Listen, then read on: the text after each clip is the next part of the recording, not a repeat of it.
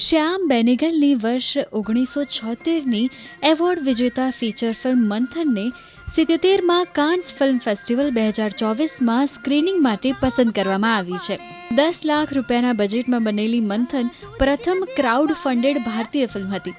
Gujarat cooperative milk marketing ફેડરેશનના 5 લાખ ખેડૂતોએ બે રૂપિયા ભેગા કરીને આપ્યા હતા, જે ખેડૂતોની એકતા, સમર્પણ અને ભાવના દર્શાવે છે.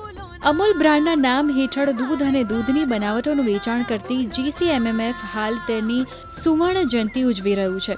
આ માઇલસ્ટોનને યાદ કરવા માટે ફેડરેશને ફિલ્મ હેરિટેજ ફાઉન્ડેશન સાથે મળીને ફિલ્મ મંથનને 4K એટલે કે અલ્ટ્રા હાઈ ડેફિનેશનમાં પુનઃસ્થાપિત કરી છે.